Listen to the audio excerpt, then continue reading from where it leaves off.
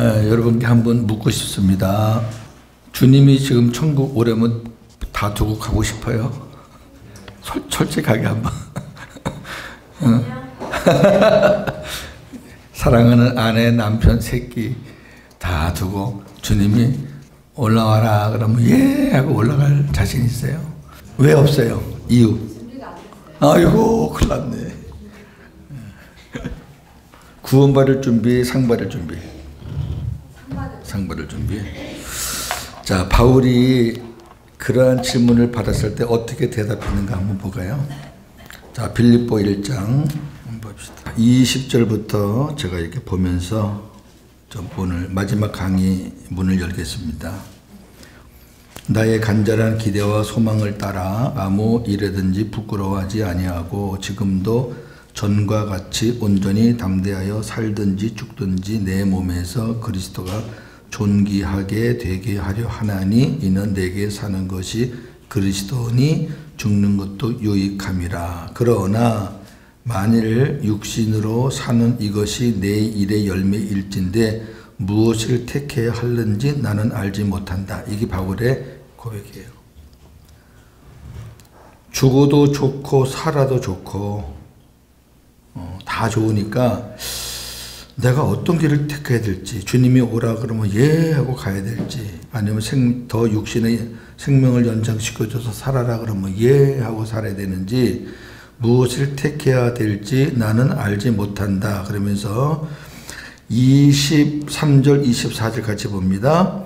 내가 그 둘 사이에 끼었으니 차라리 세상을 떠나서 그리스도와 함께 있는 것이 훨씬 더 좋은 일이라. 그렇게 하고 싶으나 내가 육신으로 있는 것이 너희를 위하여 더 유익하리라. 아멘. 우리가 바울의 고백처럼 육신으로 사는 것보다 지금 주님께 가서 낙원에 가서 안식을 누리는 게 훨씬 좋은 일이라는 것을 일단은 먼저 고백하셔야 돼요.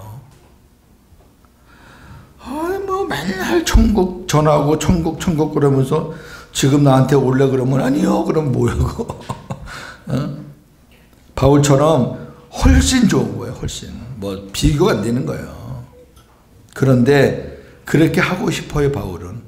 그게 바울의 진심인데, 내가 육신으로 있을 때 너희를 위해서 더 유익하다는 얘기는 왜 하나님이 육신의 시간을 더 주셨느냐? 사명 때문이에요. 사명 없으면 더 있을 가치가 없어요. 25절에 보니까 내가 살 것과 너희 믿음의 진보와 기쁨을 위하여 너희 무리와 함께 거할 이것을 확실히 아노니 내가 다시 너희와 같이 있으므로 그리스도 예수 안에서 너희 자랑이 나로 말미암아 풍성하게 하랴. 무슨 말이냐면 내가 살아있을 동안에 너희들의 믿음의 진보와 너희들의 기쁨과 너희들의 신앙의 성장과 너희들이 예수님을 자랑하는 것이 풍성해진다면은 내가 있어야 될 가치가 있다고요. 내가 모아놓은 게 있으니까 이거 좀 더 쓰고 갈게요. 그건 아니에요. 자식이 아직 어리니까 좀 더 키우고 갈게요. 그것도 아니에요. 뭐 그것도 부모의 사명이랄 수도 있지. 그러나 우리가 적어도 복음을 전하는 사람이라면 하나님 부르시면 예 하고 다 놓고 가는 거고, 궁극적인 목적이 그건데 무슨 아니요 어디 있어요. 가고 하나님이 생명을 연장시켜 주시는 그 동안에는 우리가 왜 존재하느냐? 사명이에요. 사람 살리는 사명. 이제 저와 여러분들은 사람 살리는 그런 특권을 받은 거잖아요. 여러분 옛날에 우리가 복음을 알기 전에 율법으로 껐떡껐떡 했을 때는 여러분 사람 살리는 게 아니라 사람 죽이는 거예요. 이따가 제가 마무리를 그걸 할 건데, 율법은 사람을 죽이는 거예요. 정죄하는 거고.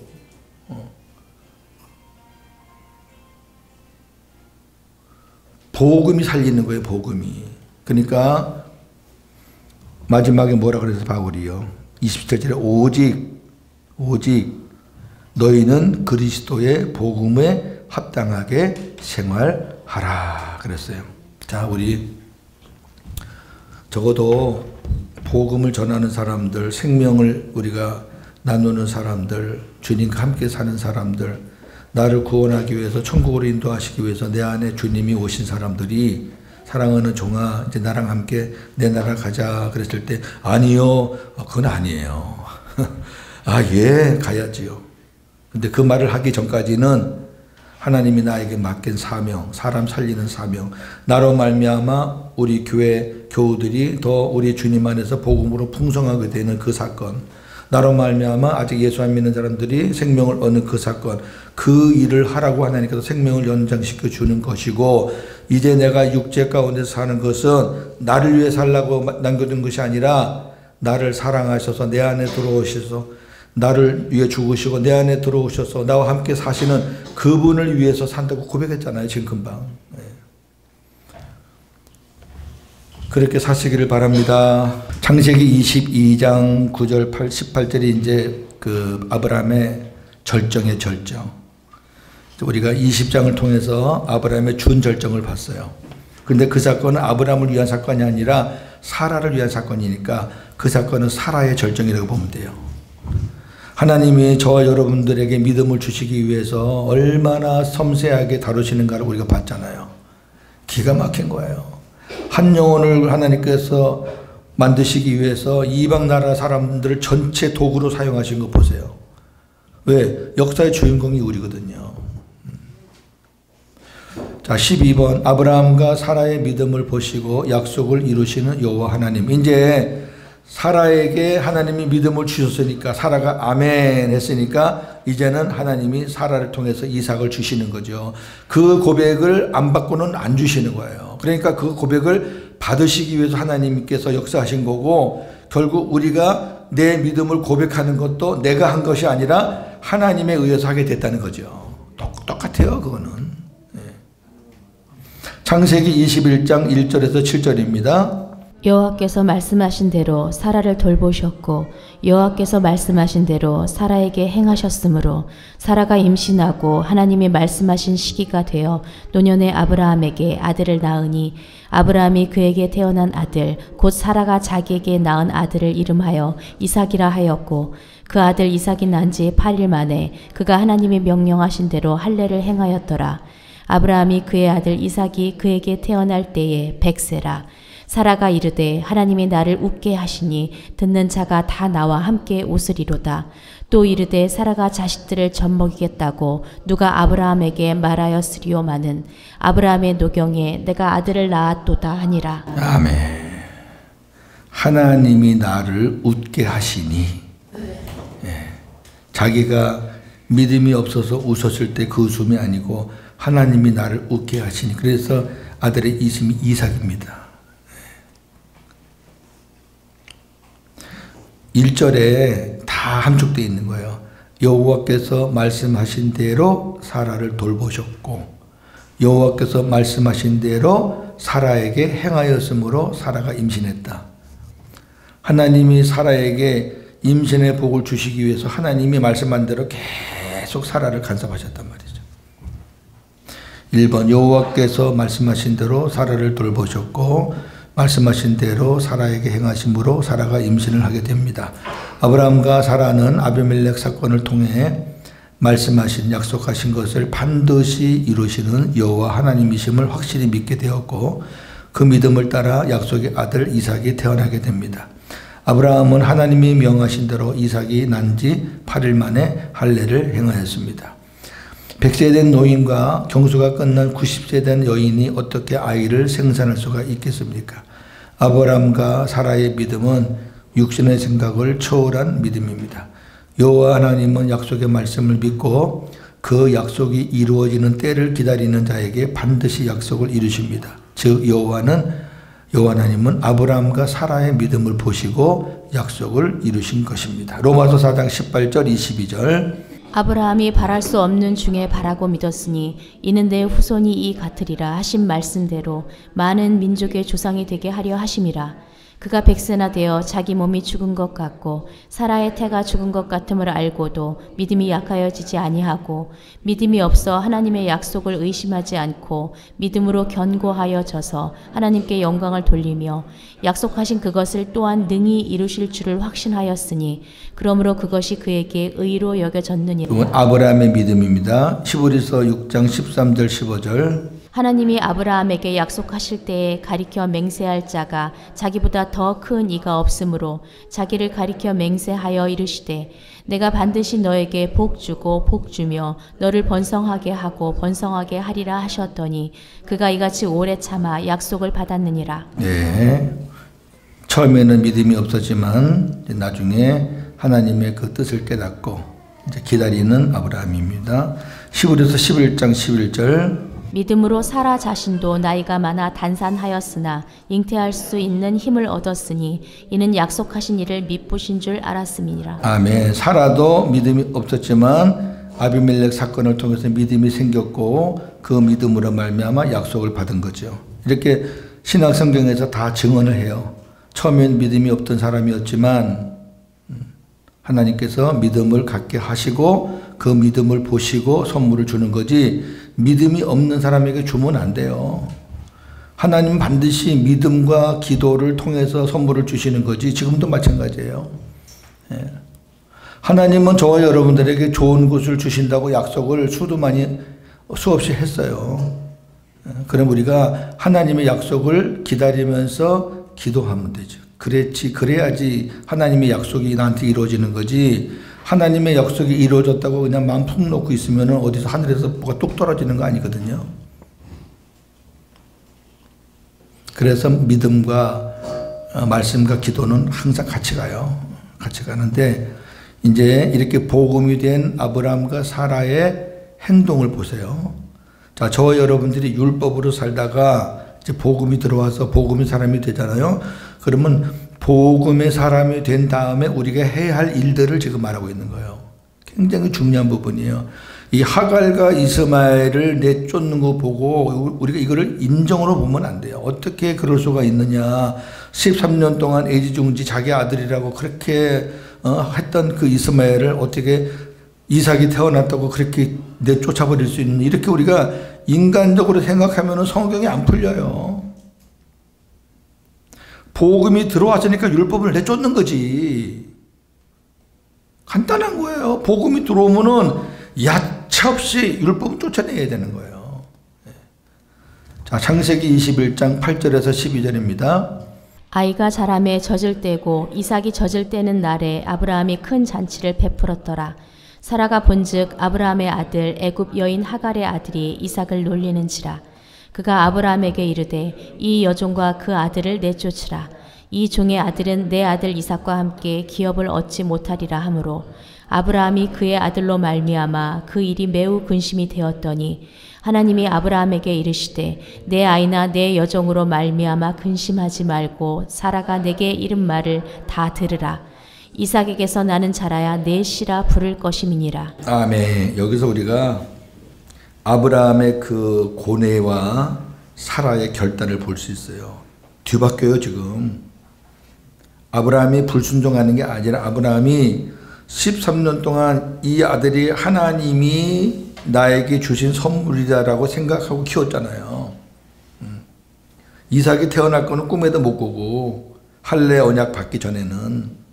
그런데 하나님의 약속대로 이삭이 이제 태어나니까 사라가 갑자기 보내라는 거예요. 그러니까 그 정의 우리가 복음으로, 율법에서 복음으로 들어오면 그 율법으로 살 때 누리던 그 정이 있어요. 참 그 무섭거든요. 갈라디아에서는 정과 욕심을 십자가에 못 박아라. 근데 그 정이 우리의 발목을 잡을 때가 참 많아. 이거 아닌 줄 알면서요. 하나님이 이거 버리라고 하는 줄 아는데도 그 정이 있어서 못 버리는 경우가 있어요. 지금 아브라함이 그런 경우죠. 무슨 믿음의 불순종 그런 차원이 아니라, 아니 이게 13살밖에 안 된 놈을 이거 어디다 보내. 막 이런 마음이죠 지금. 근데 사라는 분명하죠. 근심하지 말고 하갈과 이스마엘을 내보내라. 이제 문제는 하나님의 판결이에요. 하나님이 뭐라 그러냐면은 네 아내 사라가 말한 대로 다 들어라. 하나님은 사라가요 진짜 헷갈리는 여자였는데 그 아비멜렉 사건을 통해서 믿음이 생기고 그 다음에 자기 배에서 이삭을 딱 탄생하고 나니까 아주 멋진 여자로 변한 거예요 지금. 이걸 인종으로 보시면 안 됩니다. 자, 아브라함이 육신의 마음으로 낳은 하갈의 아들 이스마엘이 사라가 낳은 약속의 아들 이삭을 놀리며 괴롭혔습니다. 그것을 본 사라가 아브라함에게 여종의 아들이 당신의 아들이라도 기업을 받을 수 없으니 여종과 그 아들을 내쫓으라고 하였습니다. 하나님은 이 일로 인해 큰 근심 중에 있는 아브라함에게 사라의 말대로 여종과 그 아들을 내쫓으라고 말씀하셨습니다. 마귀는 우리 안에 옛사람을 주어서 우리 마음이 주님 마음 되지 못하게 합니다. 이걸 잘 보세요. 옛사람은 죽었거든요. 죽었는데 마귀 새끼는 안 죽었다 그러는 거예요 자꾸. 네가 뭐 옛사람이 죽고 아직도 너 옛날 거 그대로 하고 있잖아. 그러니까 죽었는데 마귀 새끼는 안 죽었다고 자꾸 우리한테 주는 거예요. 그러니까 주님 마음 못 되는 거예요 우리가. 그럼 주님 마음 되지 못하면 주님처럼 살 수 없고, 주님처럼 살지 못하면 하나님의 기업도 없고, 따라서 우리는 마귀가 주는 그 옛사람, 허상의 허상, 죽었는데 허상을 자꾸 준단 말이에요. 예수 이름을 쫓아내야 되거든요. 갈라디아서 4장 29절입니다. 그때의 육체를 따라난 자가 성령을 따라난 자를 박해한 것 같이 이제도 그러하도다. 아멘. 자, 이거를 그럼 이렇게 정리하면 돼요. 율법으로 살다가 복음이 들어오면은 복음과 율법에 충돌이 생깁니다. 당연하죠. 근데 우리는 이제 그 복음의 힘으로 율법을 하나하나 다 껍데기를 벗기고 쫓아내야 되는 과정, 시간이 걸려요.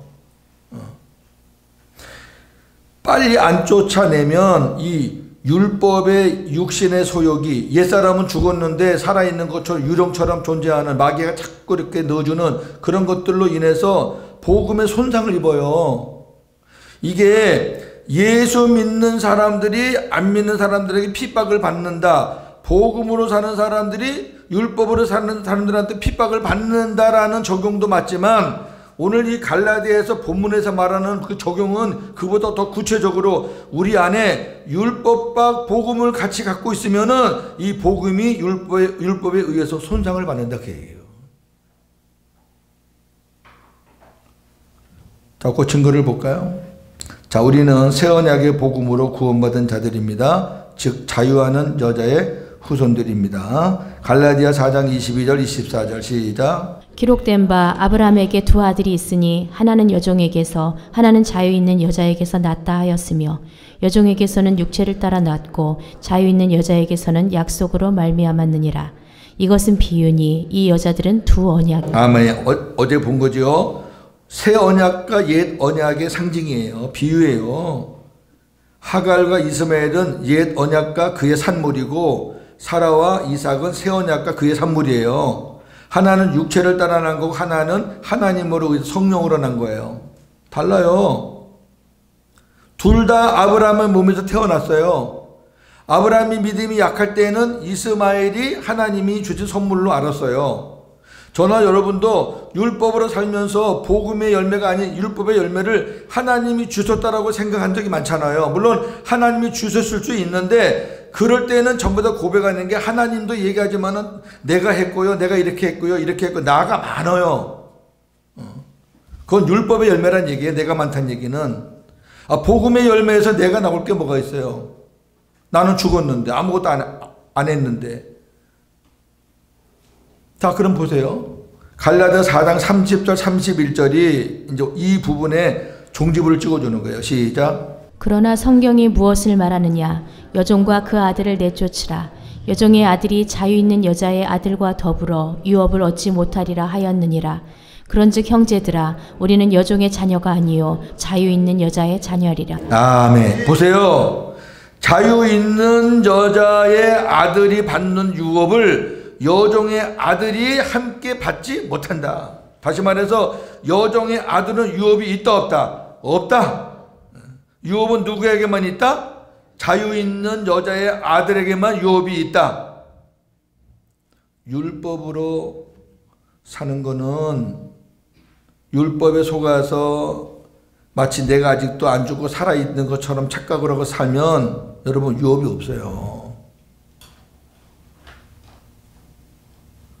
그래서 바울이 뭐라고 위로하냐면은 사랑하는 갈라디아 교회 형제들아, 우리는 여종의 자녀가 아니다. 이제 우리는 복음으로 인해서 자유하는 여자의 자녀가 됐다. 다시 말해 우리는 이제 율법의 종이 아니야. 우리는 복음의 자녀가 됐어. 이제 우리는 복음의 자녀가 됐기 때문에 율법의 모든 찌꺼기들은 쫓아내야 돼. 그래야 우리가 하나님 앞에 상급을 받을 수 있어. 그 얘기예요. 여기서 저나 여러분이 정리할 것들이 많아야 돼요. 어저께 우리 홍사모님을 통해서 주님의 그 안타까운 마음을 우리가 들었잖아요. 너희가 진짜 나를 사랑하느냐? 너희가 진짜 나를 사랑하느냐? 어저께 한 8번 정도 주님이 물으신 것 같아요.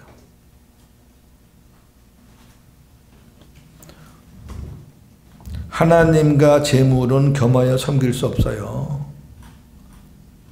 물질을 사랑하면서 사람을 사랑하면서 내 하나님을 사랑합니다. 그 거짓말이에요. 하나님이 겸하여 섬길 수 없다 그랬어요. 성경에서 나오는 그 재물 돈은 맘몬이라는 신이에요. 맘몬. 근데 지금 기독교가 어떻게 변해버렸느냐? 맘몬의 복도 받고 하나님의 복도 받고 둘 다 받으려고 그래요. 그래서 맘몬의 그 신으로 말미암아 얻은 것들을 가지고 하나님을 잘 섬겨서 얻은 것이라고 포장해서 자랑해요. 근데 입으로는 하나님인데 내용은 다 자기가 성공하고 자기가 노력하고 뭐 사람 잘 만나고 빽 잘 만나고 맨 그런 얘기하면서 하나님 왜 갖다 붙여? 창피하게. 하나님을 갖다 붙이려면 다른 거 붙이면 안 돼. 하나님이 하신 건데 무슨 뭐 누구 때문에 누가 뭐 빽이 좋아서 어떤 사람이 배경이 좋고 그 사람이 정부에 힘이 있어서 그러면서 아유 끝에는 하나님이 참 구차스러워요. 그래서 제가 우리 교인들에 얘기한 거예요. 11조 안 내는 사람은 다른 얘기할 거 없다.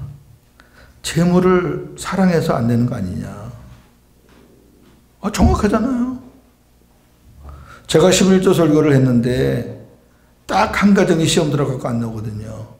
돈이 많은 가정이에요. 언젠간 나오겠죠.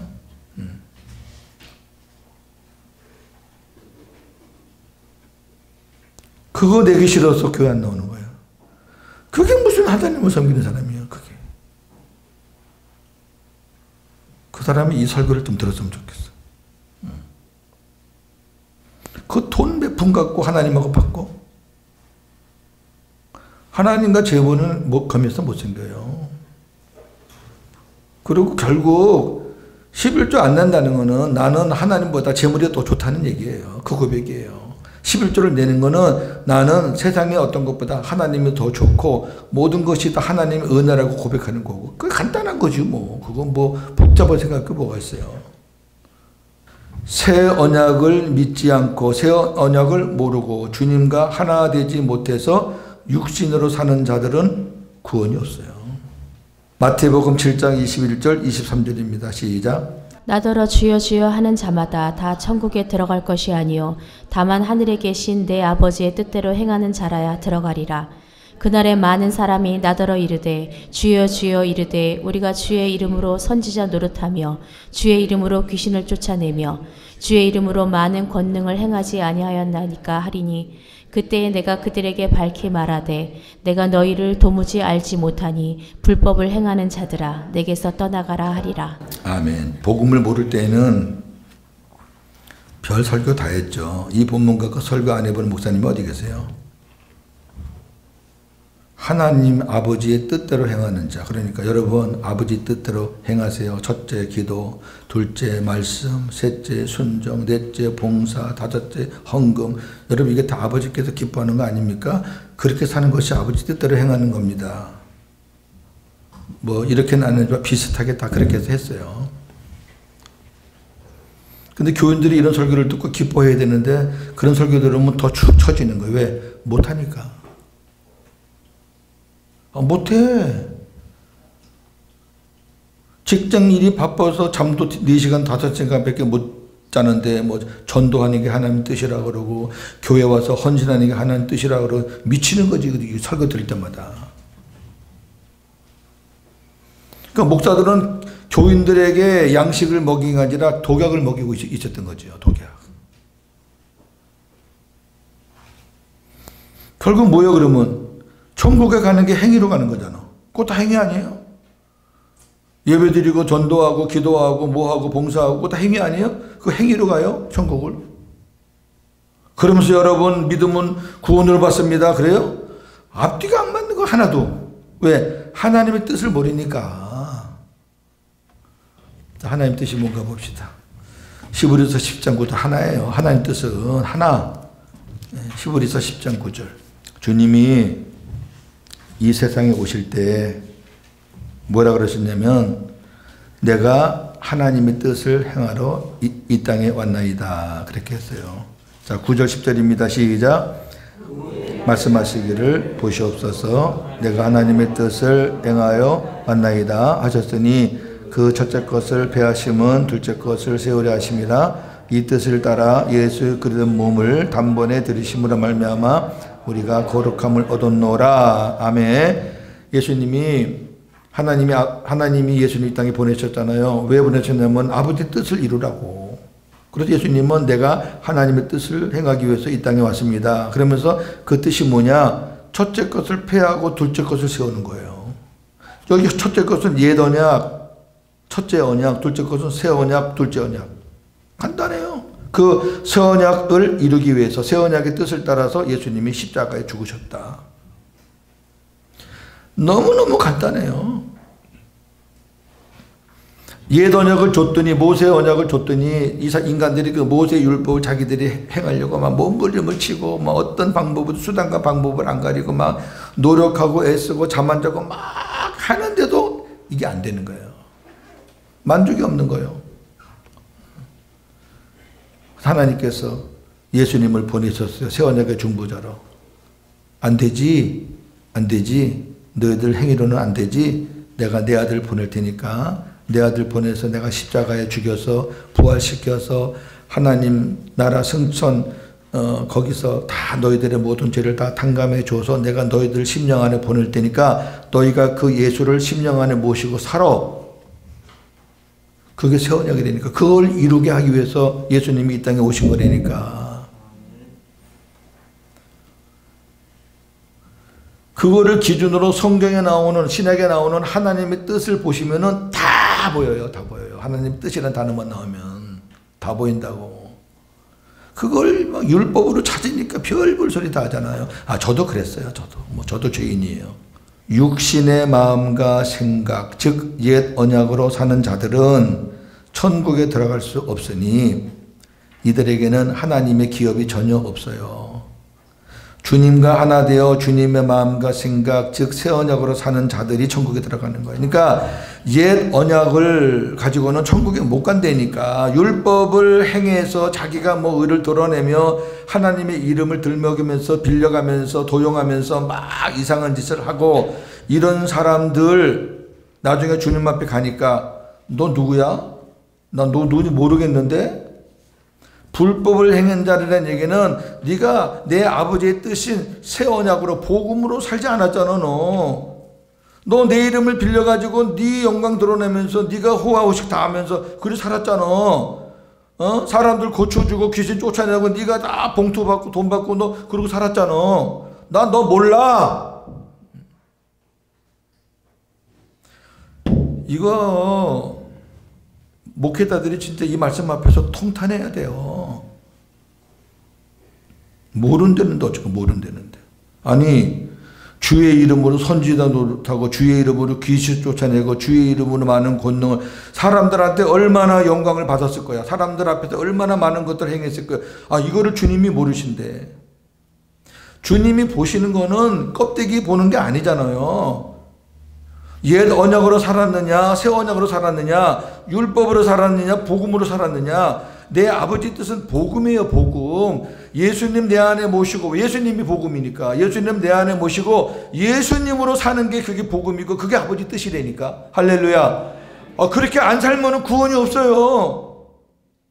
그러니까 첫 번째 질문이 예수님 어디 계세요? 이렇게 나가는 거죠. 저는 예수님 어디 계세요? 왜? 예수님 내 안에 계시는 거 확인 안 되면 그건 꽝이요. 백날 해봐 백날 해봐요. 하나님 말씀인데. 그리고 새 언약이 되면 천국 가고 그 다음에 이제 새 언약이 돼서 주님과 함께 얼마만큼 잘 사느냐 이렇게 살아서 이제 상급을 받는 거죠. 기업은 선악간에 주님의 마음으로 상급만 받게 됩니다. 전도서 12장 14절 하나님은 모든 행위와 모든 은밀한 일을 선악간에 심판하시리라. 고린도서 5장 10절 이는 우리가 다 반드시 그리스도 심판대 앞에 나타나게 되어 각각 선악간에 그 몸으로 행한 것을 따라 받으려 함이라. 아멘. 선악간에 심판 받는다는 것은 상급 심판을 말하는 거예요. 이 고린도후서 5장 1절에서 10절에 우리가 해놓고 마지막 10절에 이제 이 말씀으로 정리했는데 여기 우리라는 거는 교회 밖에 있는 사람을 말하는 게 아니잖아요. 우리 믿는 사람들을 말하는 거예요. 생명으로 사는 사람들이 선과 악이 있는 거지 하나님 없이 사는 사람들이 선이 어디 있어요. 선한 분은 하나님 한 분뿐이고 우리가 선을 행하는 거는 아버지의 뜻대로 복음으로 사는 게 선을 행하는 거예요. 그럼 내 안에 예수님이 안 계시고 복음이 없는데 그 사람이 무슨 수로 지가 선하게 살아요. 성경에서 자기 스스로 사는 건 무조건 죄예요. 자기 스스로 사는 건 무조건 악이라니까. 우리가 교회에서 저 사람 전도 잘하네 봉사 잘하네 이야 그런 사람의 말에 속지 마시라고. 다 내 열심으로 하고 자기 기분에 따라 하고 하는 거는 전부 다 그 악이야 악. 안에 생명도 없이 지 기분대로 하는 게 그게 뭐가 선이요. 사람들한테 아무리 박수를 받고 목사가 축복 기도를 100번 해줘도 그 소용없어. 제가 이런 말을 할 때는 조금 격해요. 선과 악은 저와 여러분같이 생명이 내 안에 들어와서 사탄과 싸우면서 때로는 우리가 이기기도 하고 때로는 지기도 하고 주님 마음으로 살기도 하고 아니면 때로는 옛날처럼 내 마음으로 살기도 하고 이게 막 영적 싸움을 해가면서 우리가 선악 간의 싸우는 거죠. 선과 악은 우리들에게 있는 거지 예수의 생명이 없는 자들에게는 선이 없어요. 그냥 악뿐이지. 그러니까 선악 간의 심판, 그리스도의 심판은 우리 믿는 자들이 하나님 앞에 가서 받는 상급 심판을 말하는 거고 백보자 신보자 심판은 생명책에 기록되지 않는 자들은 몽땅 다 사탄 마귀와 함께 쓸어서 그냥 불못에 던지는 게 그게 백보자 심판이고 그게 불신자 심판이에요. 그 백보자 심판에 쓴 사람들이 교회 다니는 사람이 교회 다니지 않는 사람이 아니라 교회 다니는 사람도 있고 목사도 있고 장로도 있고 권사도 있고 다 있는 거예요. 그 안에 백보자 심판 앞에 그 사람들의 행위가 다 드러나는 거예요. 아주 그냥 슬라이드처럼 쫙 다 드러나는 거예요. 그는 그 행위에 그 따라서 다 심판을 받아가지고 다 지옥 가는 거예요. 하나님 앞에 갔을 때 죄가 드러나면은 그거는 티끌만한 죄라도 지옥 가야 돼요. 저나 여러분이 떳떳하게 갈 수 있는 거는 저나 여러분은 하나님 앞에 갔을 때 죄가 안 드러나요. 왜? 은혜가 뭐예요? 죄를 가려운다는 게 은혜예요. 예수님이 우리 안에서 살 동안 계속 죄를 다 씻어주셨죠. 하나님의 은혜로 우리 죄를 가리셨죠. 모든 것이 우리는 흠이 없고 티가 없는 모습으로 하나님 앞에 가요. 그리고 하나님 앞에 가서 저와 여러분들은 그런 어떤 더러운 죄악들이 안 드러나. 어떤 사람들이 여러분 우리가 가면은 하나님께서 우리의 죄를 막 슬라이드처럼 쫙 그거는 불신자들에게 하는 얘기고 생명 없는 자들에게 하는 얘기고 생명이 있는 자들이 슬라이드처럼 나타나면 지옥 가는데 그 말도 안 되는 소리지. 그거 안 드러나게 하려고 주님이 다 씻어주고 감춰주는 거잖아요. 그러니까 심판은 두 개가 있다. 백보다 심판과 그다음에 그리스도의 상급 심판이 있다. 백보다 심판은 하나님이 그 죄를 안 가린 사람이기 때문에 다 드러나서 그냥 다 지옥 가는 거고, 생명책이라는 거는 하나님의 생명을 가진 자들의 이름이 기록된 거니까 예수가 계신 자들은 다 생명책에 기록돼서 그냥 천국 가는 거지. 천국 가서 이제 얼마나 네가 주님과 함께 살았느냐, 주님의 음성을 듣고 살았느냐, 네가 복음으로 살았느냐, 주님과 얼마나 친밀하게 살았느냐, 그거에 따라서 하나님이 상을 주신다는 거예요. 할렐루야. 이거 굉장히 귀중한 거예요. 우리 목사님들이 이제 복음을 깨달았으니까 정말 양식을 줘야 되지 독약을 주면 안 돼요. 독약을 주니까 설교 끝나고 나서도 찜찜하고 괴롭고, 내가 설교 잘했나 못했나, 교인들이 표정이 왜 그러지? 제가 복음을 전하고 나서부터 우리 교인들이 크든 작든 어디 가서 하든 교인들 표정이 어두워지거나 뭐 그런 거 없어요, 여러분. 복음 왜 그러냐면 주님 전하는데 뭐. 아니 하나님이 하신 거 전하는데 고윤재부터 전한 게 아니고 여러분한테 뭐 하라고 막 뚜둑 팬 것도 아니고 하나님이 이렇게 하신다, 하나님의 능력이다, 하나님 계속 주님 하는데 교인들이 뭐 새 힘을 얻지 거기서 시험 들 일이 뭐가 있어요. 단지 목사가 말하는 게 아직 생명이 안 된 사람들이나 이런 사람들 궁금하지, 이게 무슨 말이지, 정말 저렇게 살 수 있는 건가, 그런 궁금한 거는 있어도. 자, 이제 아브라함의 믿음의 절정 봅시다. 자, 아브라함의 믿음을 시험하시는 여호와 하나님, 창세기 22장 1절 2절입니다. 그 일 후에 하나님이 아브라함을 시험하시려고 그를 부르시되 아브라함아 하시니 그가 이르되 내가 여기 있나이다. 여호와께서 이르시되 내 아들 내 사랑하는 독자 이삭을 데리고 모리아 땅으로 가서 내가 내게 일러준 한 산 거기서 그를 번제로 드리라. 아멘. 야, 하나님이 지금 엄청난 일을 지금 또 일을 계획하시는 거예요. 야, 이것도 지금 시나리오가 엄청나요, 이거는. 네. 자, 하나님께서 아브라함의 믿음을 시험하시기 위해 아브라함에게 사랑하는 독자 이삭을 모리아 산으로 데리고 가서 번제로 드리라고 명령하십니다. 지금까지의 그 아브라함의 성품을 보면 그 첫 대화에서 나 자식 없어요, 자식 주세요 했던 아브라함, 그 다음에 자기 조카 롯을 생각하면서 막 그렇게 따져들었던, 그러면서 막 하나님 앞에 매달렸던 그런 아브라함, 이런 걸 보면은 하나님이 이 정도의 엄청난 메시지를 던지면 아브라함이 성숙되지 않았다 그러면 분명히 여기서 무슨 반응이 나와요. 안 그러겠어요? 이삭을 어떻게 얻은 이삭인데. 예. 근데 성경에 아브라함의 어떤 반응이나 행동에 우리가 요만큼도 티끌만큼도 주저하거나 뭐 불순종하거나 의심하거나 무슨 여지가 없어요. 이걸 자꾸 각색을 하시면 안 돼. 그러니까 앞에 거를 다 무시하고 요것만 보고 이제 목사님들이 아주 소설을 쓰는 거예요. 하나님의 시나리오는 원본은 있는 자기들이 각색을 해가지고 아브라함의 마음이 얼마나 아팠겠습니까? 여러분도 부모고 아브라함도 부모인데 여러분 부모의 마음을 한번 보세요. 이따위 얘기하니까 이게 믿음하고는 전혀 관계없는 쪽으로 흘러가는 거지. 그래서 아브라함의 일생은 굉장히 중요하다니까요. 왜? 우리의 믿음의 수준이 지금 어디냐. 번제란 목을 자르고 가죽을 벗기고 마디마디 조각을 내서 뼈와 살을 추려내고 내장을 물로 씻어 제단 장막 위에 올려 불로 태워드리는 제사. 아니 자기 아들 이삭을 이렇게 하라는 거예요 지금. 이렇게 하라는데 아브라함이 하나님 그 명령에 조금도 주저하지 않고 하는 거예요 지금. 자, 번제가 어떤 제사인가 보겠습니다. 레위기 1장 10절 13절. 만일 그 예물이 양이나 염소의 번제이면 흠없는 수컷으로 드릴지니 그가 제단 북쪽 여호와 앞에서 그것을 잡을 것이요 아론의 자손 제사장들은 그것의 피를 제단 사방에 뿌릴 것이며 그는 그것의 각을 뜨고 그것의 머리와 그것의 기름을 베어낼 것이요 제사장은 그것을 다 제단 위에 불 위에 있는 나무 위에 버려 놓을 것이며 그 내장과 그 정강이를 물로 씻을 것이요 제사장은 그 전부를 가져다가 제단 위에서 불살라 번제를 드릴지니 이는 화제라. 여호와께 향기로운 냄새니라. 아멘. 요렇게 하는 게 번제예요. 요렇게 하나님 말씀대로 해야지 그게 향기로운 냄새가 나요. 그렇게 안 하면은 향기가 없어요.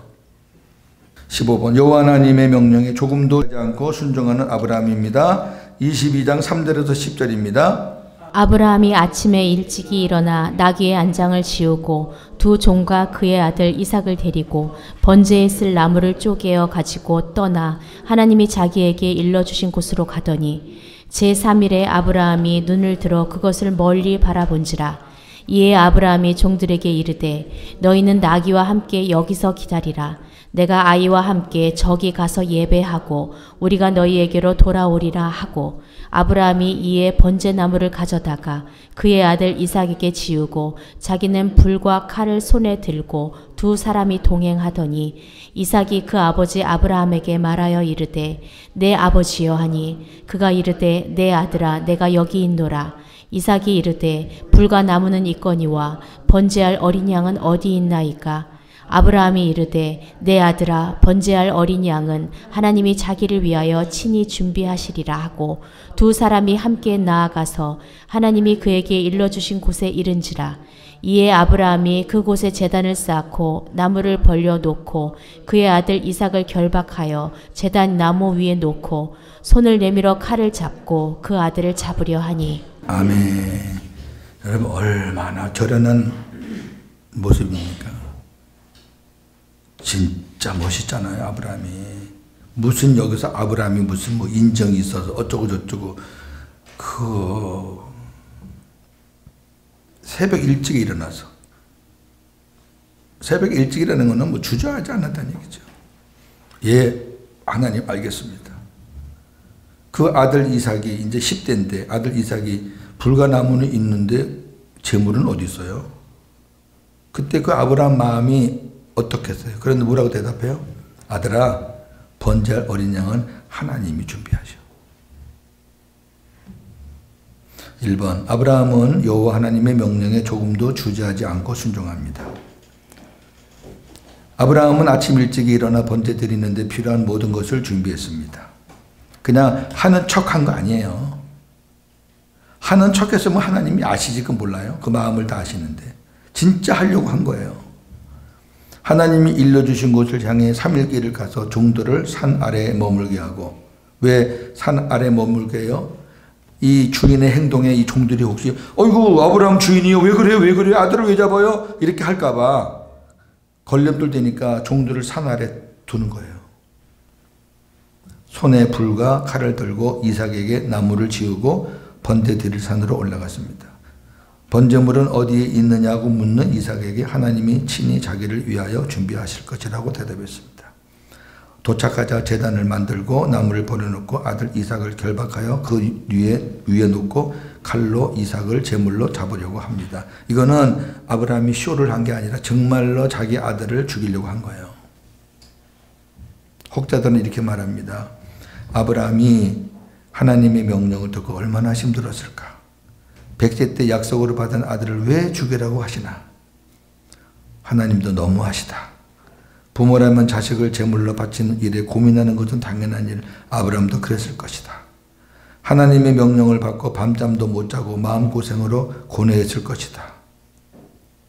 그러나 위의 내용들은 성경에는 없는 사람들이 육신적인 마음으로 추리하는 것에 불과합니다. 이건 자기들 생각이에요. 지금 아브라함의 믿음이 어느 수준에 와 있는가 모르는 사람들이 하는 얘기예요.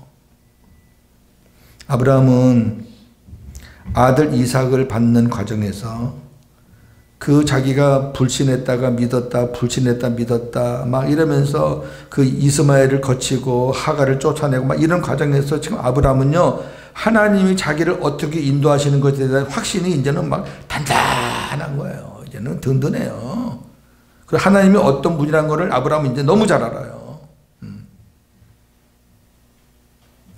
야, 우리 하나님은 자신이 하신 약속은 반드시 이루시는 분이야. 그게 무슨 말이냐면 하나님이 너에게 낳는 씨를 통해서 천하 만민이 복을 받는다. 그러려면은 그 씨가 나오려면 이삭이 존재해야 돼요? 없어져야 돼요? 존재해야 돼요. 그래야지 대가 이어나가서 예수가 나오는 거니까. 지금 그 약속을 아브라함이 믿어야 안 믿어요? 그걸 믿는다는 거예요. 그러면 하나님이 이삭을 주어라 그러면 하나님의 약속을 만약에 이삭이 없어지면은 하나님이 그 약속한 것을 언약을 성취할 수가 없는데 하나님이 죽이라고 한 거 보니까 내가 죽여도 하나님은 다시 살리실 분이라는 걸 믿은 거예요. 그게 중요하단 말이에요. 그 믿음이 얼마나 큰 건지 보세요. 자, 아브라함은 자신이 지금 이삭을 죽여 번제로 드려도 하나님은 다시 살리셔서, 왜? 약속은 그 이삭에게 있는 거니까 살리셔서 하나님이 하신 약속을 반드시 이루실 것을 믿고 이삭을 번제로 드렸는데, 자, 히브리서 11장 17절 19절에서 그 말씀을 하고 있습니다. 아브라함은 시험을 받을 때에 믿음으로 이삭을 드렸으니 그는 약속들을 받은 자로 돼 그 외아들을 드렸느니라. 그에게 이미 말씀하시기를 내 자손이라 칭할 자는 이삭으로 말미암으리라 하셨으니 그가 하나님이 능히 이삭을 죽은 자 가운데서 다시 살리실 줄을 생각한지라. 비유컨대 그를 죽은 자 가운데서 도로 받은 것이니라. 아멘. 여러분 이런 믿음이 있어요? 없어요. 아직 저나 여러분은 아직 여기까지 안 갔어요. 여기까지 가야죠. 내가 죽여도 이 아들은 하나님이 약속을 걸어놓은 아들이니까 하나님 내가 죽여도 100번이든 살려서 이 아들을 통해서 약속하신 것을 이루실 분인지를 나는 믿어. 그러고 하는 거예요. 그러니까 의심할 여지가 없는 거지. 무슨 여기서 고민을 해요.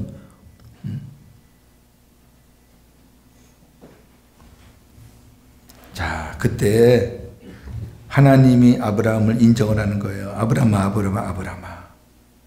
됐다. 네가 나를 경외하는 줄 이제 정말 알았다. 멋있는 장면이 나오죠. 자, 창세기 22장 9절 10절입니다. 하나님이 그에게 일러주신 곳에 이른지라. 이에 아브라함이 그곳에 제단을 쌓고 나무를 벌려놓고 그의 아들 이삭을 결박하여 제단 나무 위에 놓고 손을 내밀어 칼을 잡고 그 아들을 잡으려 하니 여호와의 사자가 하늘에서부터 그를 불러 이르시되 아브라함아 하시는지라. 아브라함이 이르되 내가 여기 있나이다 하매 사자가 이르시되 그 아이에게 내 손을 대지 말라. 그에게 아무 일도 하지 말라. 내가 내 아들 독자까지도 내게 아끼지 아니하였으니 내가 이제야 내가 하나님을 경외하는 줄을 아노라. 아브라함이 눈을 들어 살펴본즉 한 순양이 뒤에 있는데 뿔이 숯불에 걸려 있는지라. 아브라함이 가서 그 순양을 가져다가 아들을 대신하여 번제를 드렸더라. 아브라함이 그 땅 이름을 여호와 이레라 하였으므로 오늘날까지 사람들이 이르기를 여호와의 산에서 준비되리라 하더라. 아멘. 자, 우리 여기서 엄청난 하나님의 비밀을 우리가 발견할 수 있죠. 자, 보세요. 하나님이 이삭의 씨를 통해서, 이삭의 가문을 통해서 아브라함과 이삭과 야곱 그 가문을 통해서 메시아를 주신다는 거잖아요. 그런데 하나님이 이삭을 갑자기 죽이라 그러잖아요. 근데 아브라함은 이삭을 내가 지금 죽여도 하나님 그 약속을 이루시기 위해서라도 하나님 반드시 살려서 그 일을 이루실 거라는 믿음이 있는 거잖아요. 그러니까 아브라함은 주저없이 죽이려고 하잖아요. 근데 하나님이 스톱. 그러고 하시는 걸 잘 보세요. 뒤를 보니까 수양이 하나 있어요. 그리고 그 수양이 걸려있는 걸 보고 하나님이 그 땅 이름을 여호와 이레라 그랬어요. 하나님이 여호와의 산에서 준비한다. 장차 하나님께서 갈보리 산에서 제물로 삼으실 당신의 아들을 의미하는 거예요. 그 순양은 예수 그리스도 예표예요. 사랑하는 내 종 아브라함아, 내가 장차 내 사랑하는 아들을 이렇게 산에서 죽일 것이다. 그래서 온 인류를 구원할 것이다. 천하 만민이 복을 받을 거다. 내가 너에게 그 복을 준다. 이것을 이 현장에서 아브라함은 엄청난 메시지를 받은 거예요. 이제 이 뒤에 나오지만, 그래서 요한복음 8장에서 이 장면을 만난 아브라함이 너무너무 좋아서 웃었다 그랬어요. 자, 아브라함이 하나님의 말씀에 순종하여 이삭을 번제물로 드리려고 하자 하나님께서 막으시고 아브라함의 믿음을 칭찬하시며 여호와 이레 복을 주셨습니다. 목자들이 이삭을 예수님의 예표라고 합니다. 근데 이렇게 말하시는 분들은 이삭이 순종을 잘하고 뭐 등에다 뭘 나무를 지고 가고 뭐 이런 거 갖고 뭐 십자가 지고 가는 예수라고 하는데 그렇게 보시면 안 되죠. 왜 그렇게 보시면 안 되냐면 순양이 또 나오잖아요. 순양. 그러면 이삭이 예수님의 예표이면 그 순양은 뭐예요? 뭐의 예표예요? 그러면 그러니까 번제나무를 자기 등에 지고 죽으러 올라가는 이삭은 자기 죄 때문에 죽을 수밖에 없는 죄인들의 예표고, 그러니까 아브라함의 사랑하는 독자도 죽을 수밖에 없는 죄인이라는 거고, 그리고 이삭을 대신해서 하나님께서 준비하신 여호와 이레의 순양이 예수님의 예표입니다. 할렐루야. 네. 이거 자꾸 우리가 하나님이 무엇을 하시는가 그렇게 보셔야 된다니까. 우리 아까도 이훈세 목사님하고 우리 총무 목사님하고 앉아서 성경은 하나님이 무엇을 어떻게 하시는 그걸 봐야 되겠습니다. 같이 맞아요. 부수적인 거는 거기에 우리가 꽂히면 안 돼요. 여호와 이레 하나님이 친히 자기를 위하여 준비하시리라의 원뜻은 하나님께서 친히 그분의 자녀를 준비하실 것이다. 여호와께서 자신을 나타내실 것이다. 예수님의 고난을 지금 예표하는 거고, 그것을 이제 증명해 봅시다.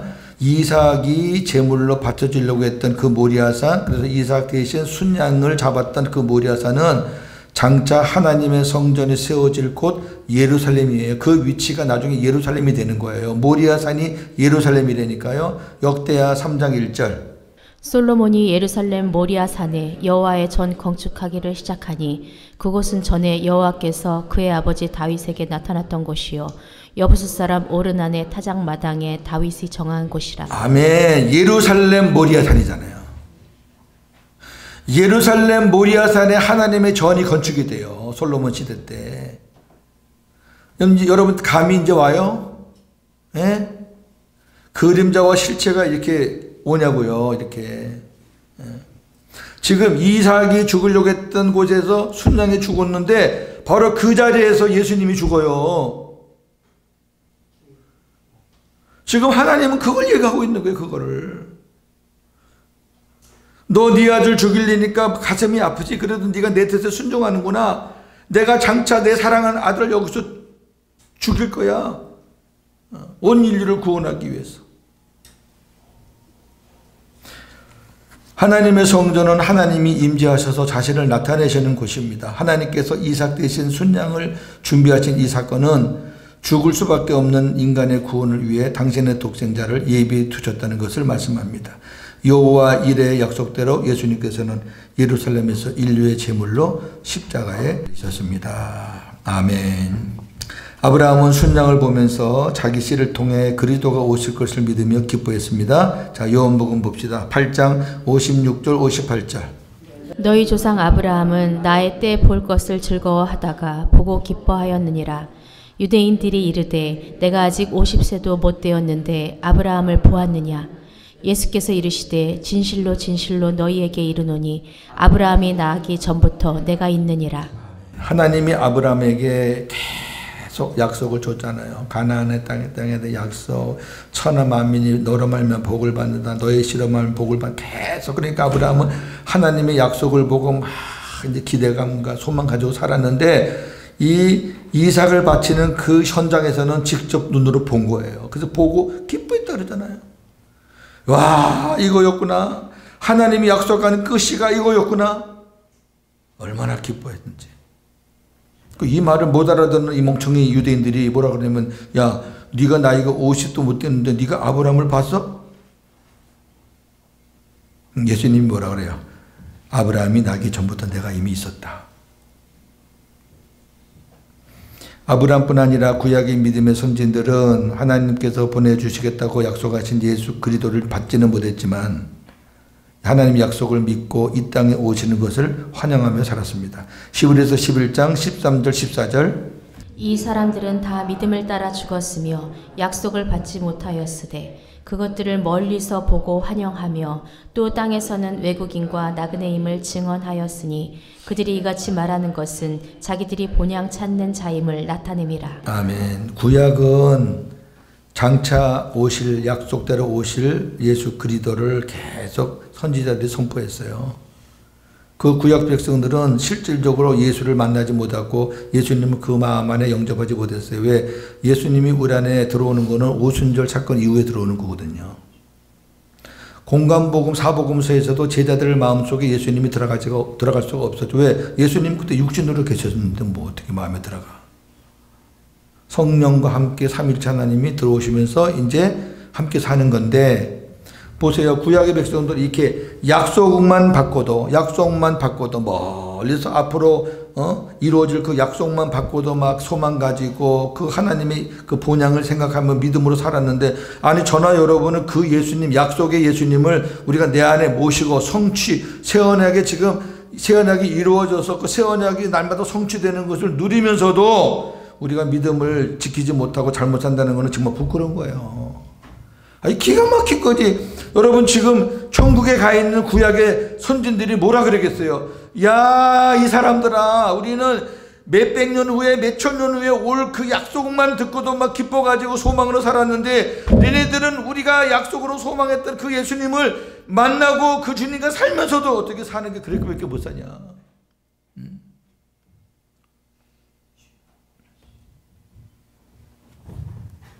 잘 살아야 돼요. 남한산성에서 생을 마쳤던 한경직 목사님이 그 목회자들에게 주는 아주 유명한 상을 받고 한때는 영광을 누렸는데, 이제 은퇴하고 나서 고백했죠.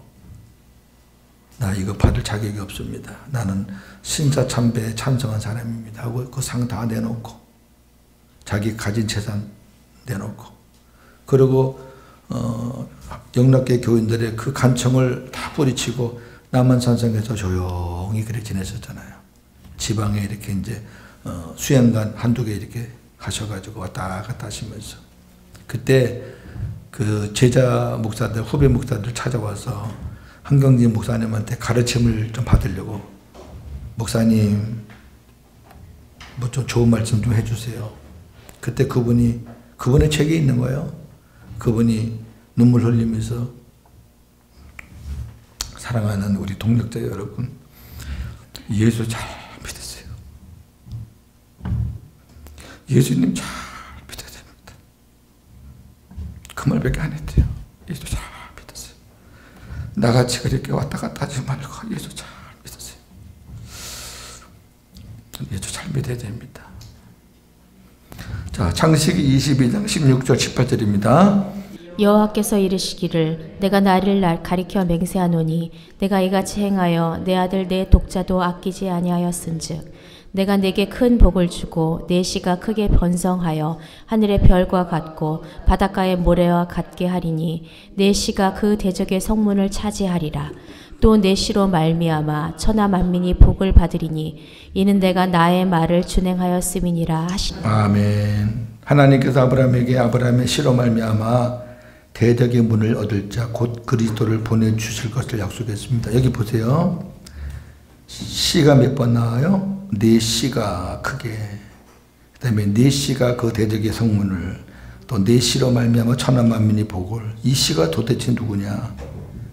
이삭이 아니죠. 네. 갈라디아 3장 16절입니다.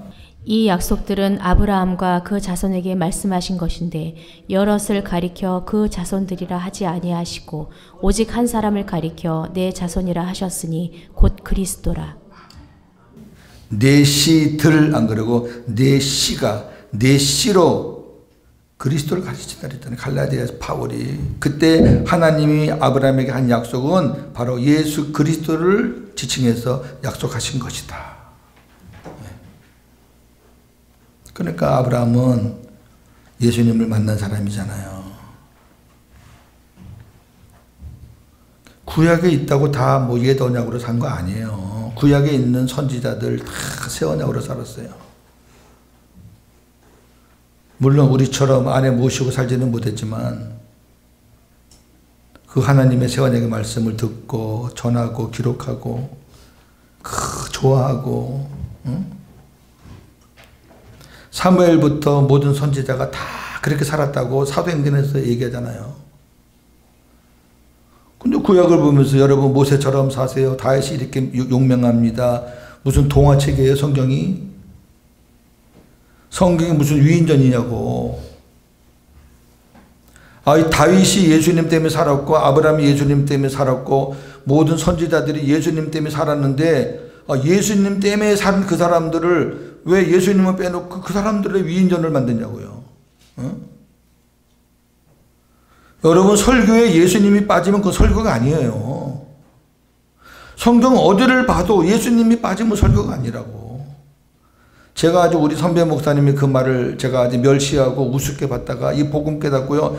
얼마나 제가 후회했는지 말도 못해요. 그분이 성각자이셨구나. 목사님들 설교 많이 하시잖아요. 예수님 빠진 그 원고는 하지 마세요. 왜 사람 죽이려고 그래요? 뭘 가르치려고요? 우리의 행함을 얘기해도 여러분 우리 힘으로 안 됩니다. 그 예수님이 필요합니다. 그렇게라도 해야죠. 대적의 문은 마귀의 성문을 말하며 마귀의 종이 되어 마귀 안에 갇혀있는 모든 인류를 마귀로부터 나오게 할 수 있는 문을 여신 분, 즉 구원자 메시아를 보내주시겠다는 약속입니다. 하나님께서는 자신의 생명을 지키려고 아내를 내어줄 정도로 연약한 아브라함을 불러내어 여러 사건들을 통해 하나님은 반드시 말씀하신 대로 이루시는 여호와라는 사실을 온전히 믿도록 하셨습니다. 여호와 하나님은 아브라함에게 마지막 시험을 주셨고 그 시험을 통과한 아브라함의 믿음을 인정하시고 아브라함의 실험을 말미암아 그리도를 보내시기로 약속하신 것입니다. 이 믿음의 절정이에요.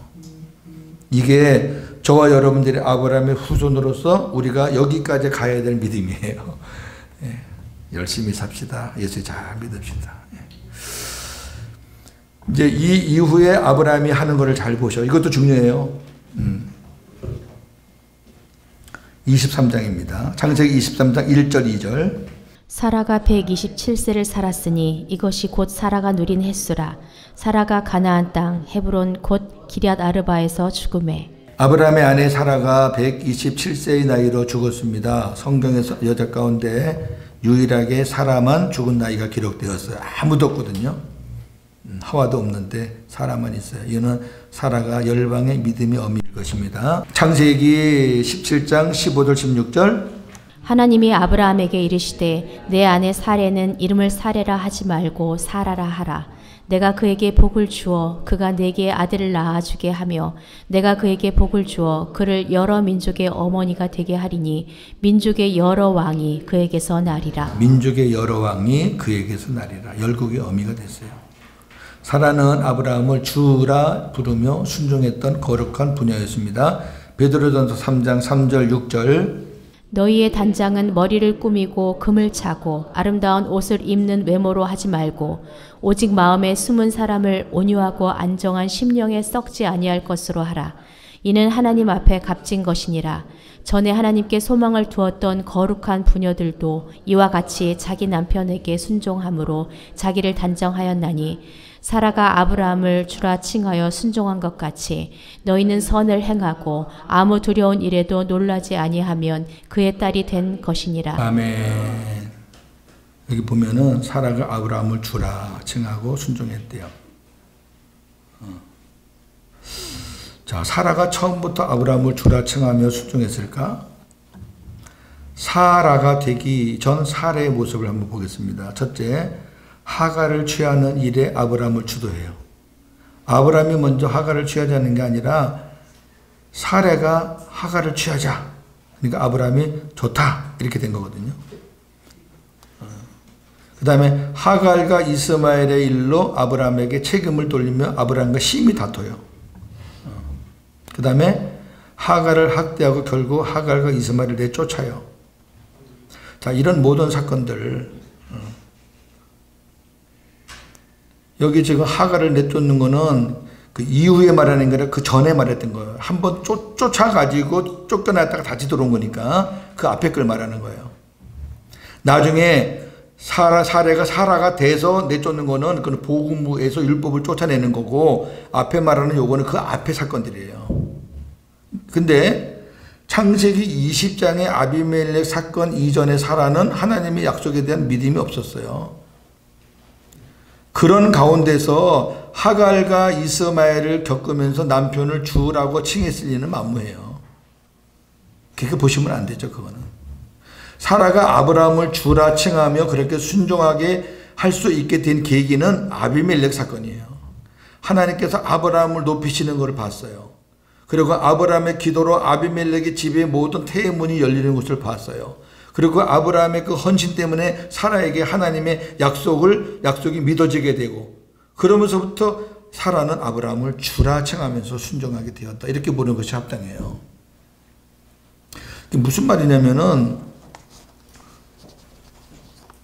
우리 부인 되시는 분이 우리 남편 되는 목사님한테 주라는 말은 안 해도 그 정도의 믿음을 가지고 우러러보고 존경하고 하려면은 우리 남편께서 정말 하나님과 함께 사는 모습을 보여주셔야 돼요. 그러면은 주라고 그렇게 하지 말라도 해요. 우리 목사님은 정말 주님하고 친한 분이야. 응? 저희 집사람이 저한테 보배라 같은 거 여러분 아시죠? 예? 제가 무슨 보배입니까? 아무것도 아닌데도 하나님과 함께 사는 모습이 너무 보기 좋으니까 그냥 고집세고 막 불통이고 내 맘대로 해야 이런 성격이 하나님 말씀에 순종하면서 하나님의 사람으로 만들어져 가는 것을 보고 우리 집사람이 그냥 입에 닳도록 우리 보배 그랬어요. 그러니까 옆에서 어떤 분이 아유 당신이 두 번째 보배에 대해 그랬는데 보배라고 누가 해요 지금? 그때 강순희 사모님이 한다고 그랬는데.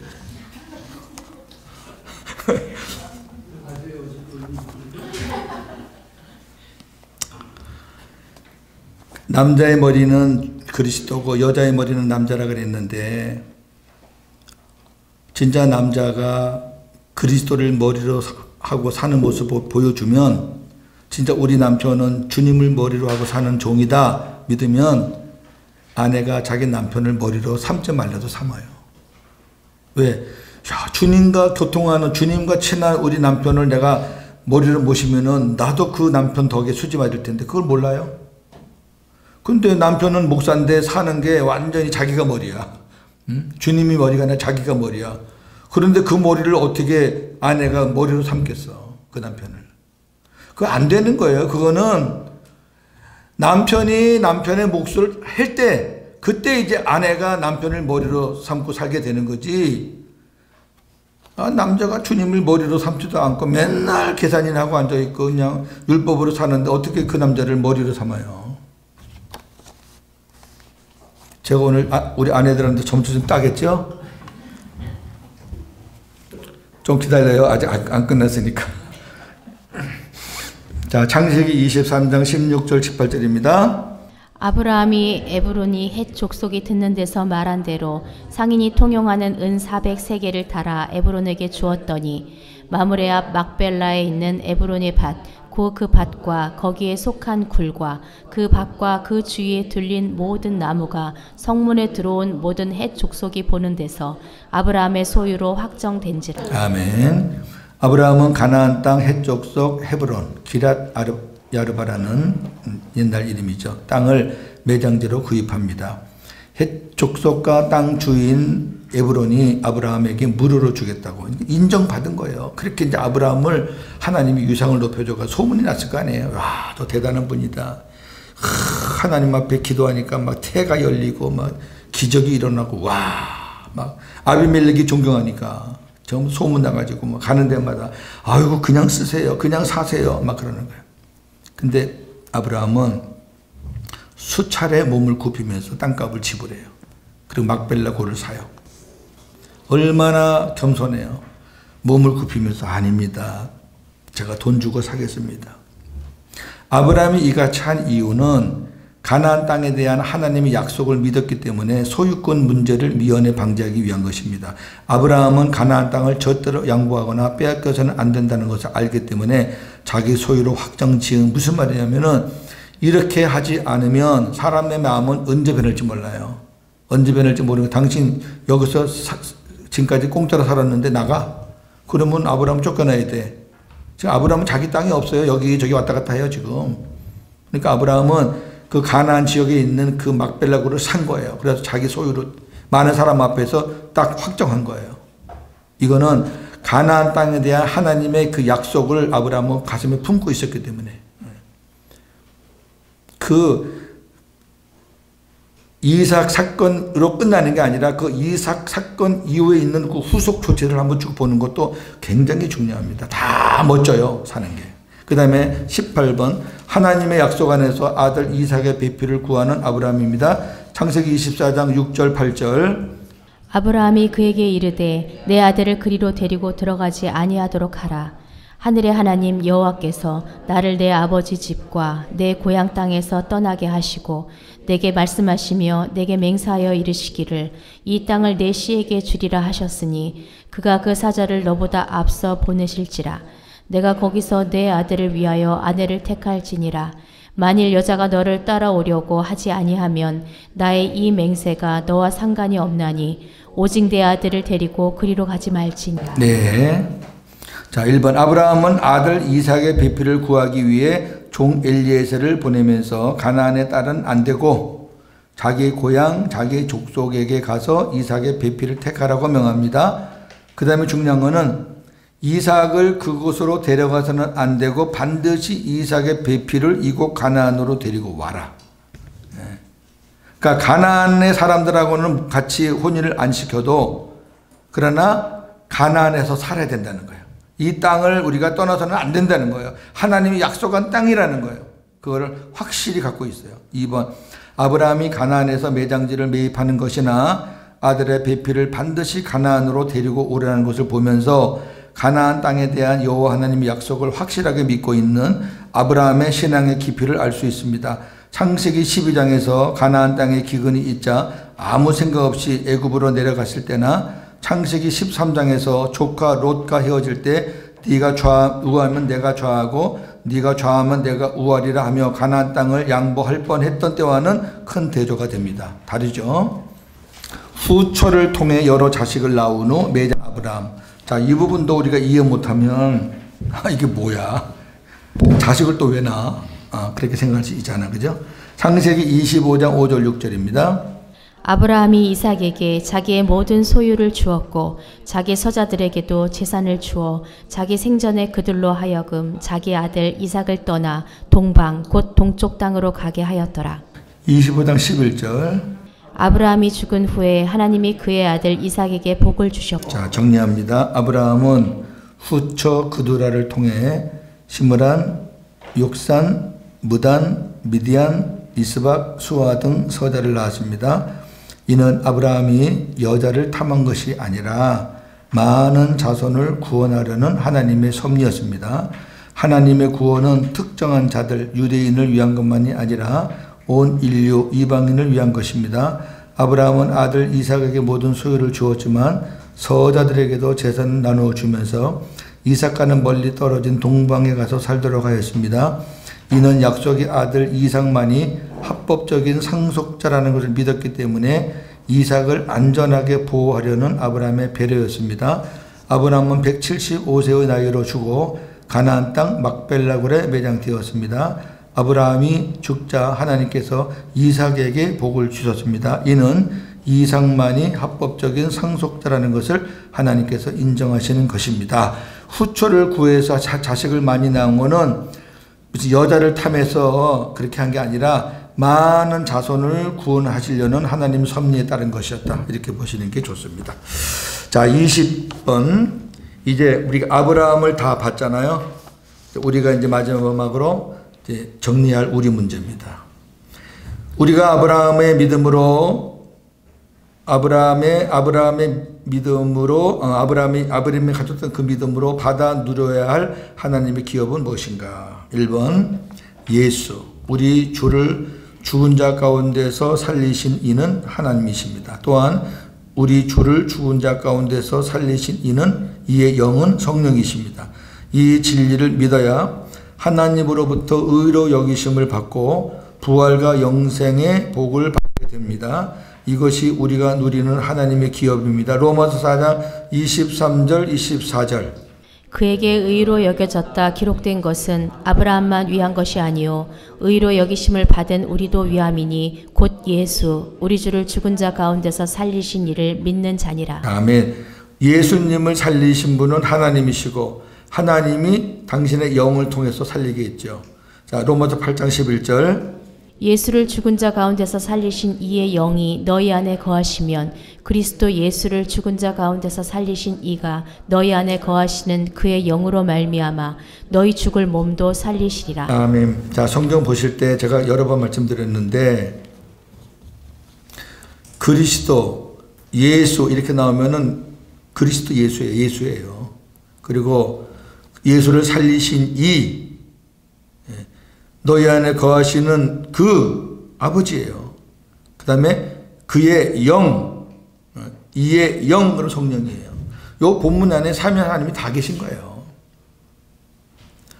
그의 영, 그의 신, 이건 다 성령을 얘기하는 거예요. 뭐뭐의 영, 끝이 영으로 된 건 다 성령이고, 그 영이 없이 그냥 그리스도, 예수 그리스도, 그거는 주님이시고, 그 다음 예수님을 살리신 분, 우리 안에서 거룩한 일을 시작하신 분, 다 성부고. 그렇게 구분하시면은 우리가 삼위 하나님의 그 엄청난 역사들을 그냥 얼마든지 풍성하게 보는 거예요. 이거를 잘 분별을 못 하시는 것 같아요, 어떤 분들은. 하나님이 직접 일하시는 게 아니에요. 성령을 통해서. 예수님도 하나님이 성령을 통해서 부활시켰잖아요. 그러니까 그 영이 우리 안에 있으면 예수님을 살리신 그의 영이 우리도 부활시킨다 그 얘기잖아요. 자, 2번 아브라함의 믿음으로 성령으로 말미암아 주의 영광을 보고 주님을 사랑하는 마음 안에서 주시는 그리스도 말씀을 듣고 살게 됩니다. 이것이 우리가 누리는 하나님의 기업입니다. 자, 고린도서 3장 18절. 우리가 다 수건을 벗은 얼굴로 거울을 보는 것 같이 주의 영광을 보매 그와 같은 형상으로 변화하여 영광에서 영광에 이르니 곧 주의 영으로 말미암음이니라. 아멘. 저와 여러분들의 소망이 뭐예요? 예수님 닮아가는 거잖아요. 그와 같은 형상으로 변화되는 거, 주님을 닮아가는 거, 우리 믿음이 성숙돼가는 거, 이게 우리의 소원이에요. 맨날 그 모습이 아니라 날마다 새로워지는 거. 그래서 영광에서 영광에 이르는 거. 이 땅에서 주님 만난 것도 영광이지만은 하나님 앞에 가서 누릴 영광은 훨씬 더 크니까 영광의 시작은 주님이 우리 안에 들어오시면서 영광이 시작된 거고, 그 다음에 영광의 끝은 아버지 나라가 영광의 끝이니까 여기서부터 거기까지 가는 모든 것이 누구로 말미암느냐? 주의 영으로 말미암아. 주의 영으로. 성령이 이끄시. 성령이 저와 여러분들을 새롭게 변화시키고 성숙하게 만들고 이 땅의 영광에서 영원한 영광에까지 이르게 하고 성령이 하시는데 언제 하시느냐? 이게 중요해요. 우리가 주의 영광을 볼 때 이거예요. 가만히 있는데 누가 해줘요? 가만히 있는데. 주의 영광을 보시라고. 주의 영광이 어디 있어요? 여기 있지, 여기 주의 영광. 빛이신 분이 여기 계시고 그분이 빛을 비춰주시니까 내 모습이 보여지고 드러나고, 옛날에 깜깜할 때는 내 모습 못 보고 맨날 남을 정죄하고, 그거 차이거든요. 주님이 빛으로 비춰주시니까 내가 아무것도 아니요. 나는 진짜 질그릇이고 배설물이고 아무것도 아닌 존재인 것을 발견하면서 그저 주님 앞에 감사할 뿐이고, 깜깜하니까 지가 뭐 다 된 것 같잖아. 맨날 남이나 정죄하고 비판하고, 그거예요. 그러니까 주님이 나 위해서 일하시는 것을 보잖아요. 지금 안 보이세요? 믿음의 눈으로. 그 주님 바라보세요. 그죠? 주님 감사해요. 십자가의 사랑을 부어주세요.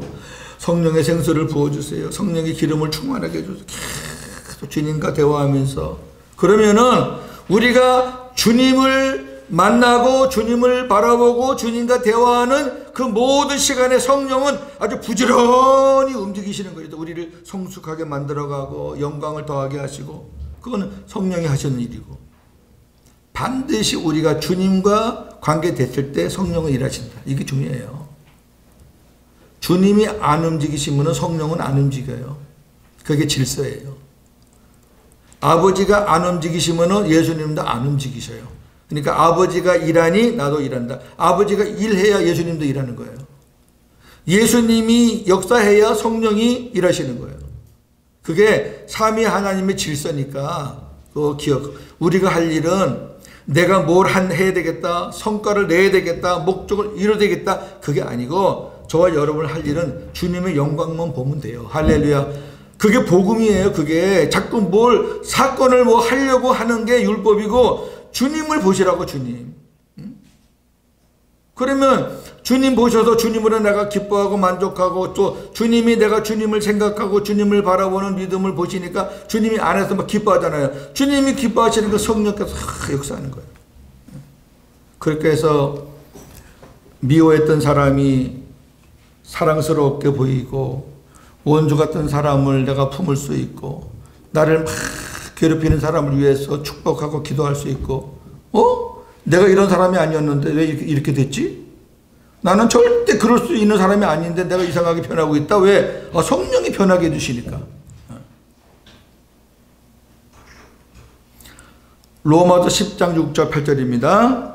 믿음으로 말미암는 의인은 이같이 말하되 내 마음에 누가 하늘에 올라가겠느냐 하지 말라 하니 올라가겠느냐 함은 그리스도를 모셔내리려는 것이요 혹은 누가 무저갱에 내려가겠느냐 하지 말라 하니 내려가겠느냐 함은 그리스도를 죽은 자 가운데서 모셔 올리려는 것이라.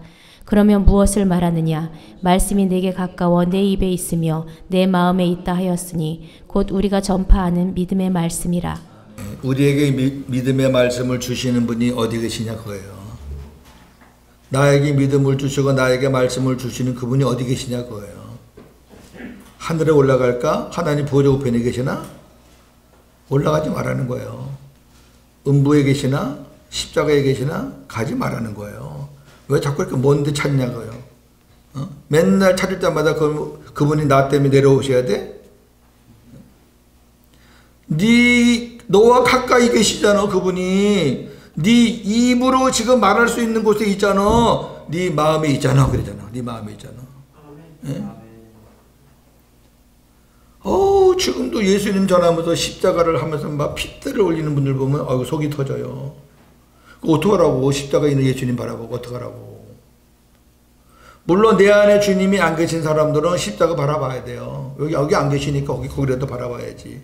근데 여기 안에 계신 분인데 이미 십자가 사건 다 거치고 이미 부활 사건 다 거치고 승천 갔다가 그 다음에 탕감 받고 우리 안에 오셨는데 아니 현재 지금 살아계신 분 내 안에 내 마음의 문을 두드리면서 영접하기를 원하시는 그분 영접해서 내 안에 계신데 무슨 자꾸 옛날 과거 2000년 전으로 돌아가라는 얘기예요. 그분이 나 위해서 십자가 지신 분이고 그분이 나 위해서 계속해서 내 죄를 사하실 분이니까 내 안에 피로 임하셨는데 그러니까 나를 얼마나 사랑하셔서 내 안에 오셨는지 그 십자가의 사랑을 우리가 깨닫는 것이 이게 주님의 영광을 보는 거란 말이에요. 우리에게 말씀을 주시는 그분은 내 안에 계시다. 아멘. 예, 그 복음이죠. 자, 세 번째, 여호와 하나님은 아브라함에게 새 언약을 맹세하시고 예수 그리스도를 새 언약의 중보자로 보내셔서 성도들로 하여금 새 언약의 일꾼 되어 살 수 있도록 하셨습니다. 이것이 우리가 누리는 하나님의 기업입니다. 신명기는 넘어가고 예레미야 31장 31절 34절. 여호와의 말씀이니라. 보라 날이 이르리니 내가 이스라엘 집과 유다 집에 새 언약을 맺으리라. 이 언약은 내가 그들의 조상들의 손을 잡고 애굽 땅에서 인도하여 내던 날에 맺은 것과 같이 아니할 것은 내가 그들의 남편이 되었어도 그들이 내 언약을 깨뜨렸음이라. 여호와의 말씀이니라. 그러나 그날 후에 내가 이스라엘과 맺은 언약은 이러하니 곧 내가 나의 법을 그들의 속에 두며 그들의 마음에 기록하여 나는 그들의 하나님이 되고 그들은 내 백성이 될 것이라. 여호와의 말씀이니라. 그들이 다시는 각기 이웃과 형제를 가르쳐 이르기를 너는 여호와를 알라 하지 아니하리니 이는 작은 자로부터 큰 자까지 다 나를 알기 때문이라. 내가 그들이 악행을 사하고 다시는 그 죄를 기억하지 아니하리라. 여호와의 말씀이니라. 아멘. 예레미야도 구약의 대표적인 선지자잖아요. 근데 지금 예레미야가 말한 게 뭐예요? 애굽 땅에서 나왔을 때 맺은 그 언약과 그 다음에 내가 너희들 안에 들어가서 맺을 언약 두 개가 나오잖아요. 옛 언약과 새 언약이 나오잖아요. 구약에 있는 예레미야도 새 언약을 알았던 거죠. 하나님께서 알려주셔서. 그 새 언약에 들어가면 주님이 우리 안에 들어오면 다시는 죄를 기억하지 않겠다. 다시는 그 악행을 죄를 기억하지 않겠다. 그게 여호와의 말씀이다. 이 말은 주님이 내 안에 들어오시는 순간 우리의 모든 과거, 현재, 죄는 다 하나님이 사하시고 들어오시는 거예요. 그걸 사해 주지 않으면 못 들어와요. 다 사하셨기 때문에 들어오시는 거죠. 하나님 나라에서 승천하셔서 다 탕감받고 오신 거죠. 그러나 우리가 그렇게 주님이 오셔서 우리는 죄를 지을 수밖에 없잖아요. 육신을 갖고 있는 한. 요한일서 보면은 주님이 내 안에 계시니까 나는 죄를 짓지 않는다 그러면 그건 하나님을 거짓말장이로 만드는 거는 그랬어요. 그러니까 우리가 주님을 모셔도 죄를 지어요. 그래서 그 짓는 죄를 사해 주시기 위해서 성령이 보증으로 계시고 예수님이 피로 임하셨다 그랬잖아요. 어저께. 그러니까 우리 죄 문제는 깨끗하게 해결된 거예요. 그분께 맡기면 돼요. 이렇게 예레미야가 벌써 새 언약에 대해서 우리 마음에 들어와서 하실 일에 대해서 미리 예언했잖아요. 자, 요한복음 14장 16절 19절. 내가 아버지께 구하겠으니 그가 또 다른 보혜사를 너희에게 주사 영원토록 너희와 함께 있게 하리니 그는 진리의 영이라. 세상은 능히 그를 받지 못하나니 이는 그를 보지도 못하고 알지도 못함이라. 그러나 너희는 그를 아나니 그는 너희와 함께 거하심이요 또 너희 속에 계시겠음이라. 내가 너희를 고아와 같이 버려두지 아니하고 너희에게 오리라. 조금 있으면 세상은 다시 나를 보지 못할 것이로되 너희는 나를 보리니 이는 내가 살아있고 너희도 살아있겠음이라. 성령님을 이야기하실 때는 3인칭으로 얘기했고 예수님 당신을 말할 때는 1인칭으로 얘기했죠. 너희 속에 또 다른 보혜사를 하나님이 보내주신다. 내가 보낸다. 하나님이 보낸다. 또 다른 보혜사라는 얘기는 예수님이 보혜사예요. 보혜사가 대언자랑 같단 말이에요. 요한 1서 2장 1절에 있는 대언자가 이 보혜사와 똑같은 파라클레이토스 똑같은 의미예요. 함께 계신다는 거, 함께 계신다. 예수님도 보혜사고 성령님도 보혜사인데 성령님은 또 다른 보혜사예요. 우리가 자꾸 보혜사는 성령님이다라고 못 박지 마시란 말이에요. 또 다른 보혜사일 뿐이에요. 예수님 오시잖아요. 성령도 보내지만 나도 너희를 구하라 같이 버려두지 않고 나도 너희에게 오겠다. 내가 너희 안에서 살아있는 걸 너희가 알게 될 거다. 이게 복음이잖아요. 자, 고린도서 3장 4절 6절입니다. 우리가 그리스도로 말미암아 하나님을 향하여 이 같은 확신이 있으니 우리가 무슨 일이든지 우리에게서 난 것 같이 스스로 만족할 것이 아니니 우리의 만족은 오직 하나님으로부터 나느니라. 그가 또한 우리를 새 언약의 일꾼 되기에 만족하게 하셨으니 율법 조문으로 하지 아니하고 오직 영으로 함이니 율법 조문은 죽이는 것이요 영은 살리는 것이라. 아멘. 여기 보세요. 율법 조문은 죽이는 것이고 영은 살리는 것이다. 율법의 일꾼 돼갖고는 만족이 없어요. 근데 하나님은 새 언약의 일꾼으로 우리를 만족하게 하신대요. 여러분 복음의 일꾼 되면은 얼마나 행복한지 아세요? 하나님이 이 심령 안에서 생수를 부어주시고 제가 이 생수를 가르치면 사람들이 의아해. 어떻게 생각하냐면 꼭 무슨 이방 종교에서 주문을 외우면 뭐가 되는 거 있죠. 그렇게 생각하는 거예요. 생수구에 그러면 이제 걔네 써먹써먹한 거야. 왜 생각 안 하던 기도니까. 근데 이제 생수에 대해서 공부를 하면은 생수 구해야 되겠다라는 느끼는데 생수 구한다고 뭔가 마음에서 뭐 뜨끈뜨끈하거나 시원하거나 무슨 이런 감동적인 어떤 그 촉감을 느끼는 거나 뭐 그런 건 없잖아요. 그 제가 신앙은 하나님의 말씀과 약속에 따라 하는 거지 무슨 감정적으로 감동적으로 무슨 이렇게 느끼고 무슨 오감으로 하는 그거 아니다. 생수 부으려고 건너가지고 뭐 이 배에서 뭐 물이 철철철 나오냐 그런 생수 아니다. 예. 근데 놀라운 거는 그렇게 이제 몇 주 살다가 만나면은 목사님 말대로 그냥 믿고 생수를 구하는데요. 그렇게 마음이 평안해요. 아, 자기들이 그래. 그렇게 마음이 평안해요. 이상해요. 신기해요. 아, 내가 그랬잖아. 하나님의 약속을 믿고 구하면 하나님이 일하시는 거야. 하나님이. 그러면 내 불안했던 마음이 평안해지고 막 어수선했던 마음이 정리가 되고 복음과 율법이 이렇게 분리가 되고 신기하다. 그래, 참 신기하다. 여러분 생수 많이 구하세요. 네? 이스라엘 민족들이 광야 돌다가 어느 때 제일 불평을 했냐면은 물이 없을 때. 네. 다른 거는 조금 참는데 물이 없는 거 저는 못 참잖아요. 여러분 한 3일 동안 물 안 먹어봐요. 진짜 막 짝짝 갈라지잖아요.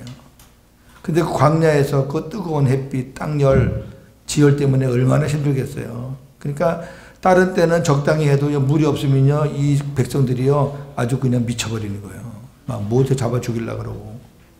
그럴 때마다 찾아간 곳이 반석이잖아요. 거기 가서 요청하면은 반석에서 물이 나왔어요. 처음에는 바위를 쳤고 그 다음부터는 친 게 아니라 요청을 했죠. 바위로 친 거는 예수님의 십자가의 보혈의 생수를 말하는 거고 그 다음부터는 치지 말라고 한 거는 이제 예수님은 한 번 죽으셨으니까 됐지 또 죽고 또 죽는 거 아니다. 이제는 그분을 향해서 네가 구하라. 그러면 생수를 주겠다. 그분이 우리 안에 오셨잖아요. 지금. 아, 생수를 주시기 위해 오셨다고. 여러분 이스라엘 백성처럼 그 광야에서 있는 반석 찾으려고 어디 가야 예수님을 더 만날까, 어디 가야 좋은 소식 들을까, 어디 가야 내 마음이 시원할까. 그렇게 안 하셔도 된다니까. 우리를 시원하게 해 주실 분이 여기 오셨다니까. 근데 그분에게 구하면은, 믿음으로 구하면은 그분이 주신다니까요. 우리는 근데 믿음으로 구했는데 하룻밤 자고 났더니 마음이 그렇게 시원하고 평안한 거예요. 할렐루야. 아, 이게 복음으로 사는 거니까.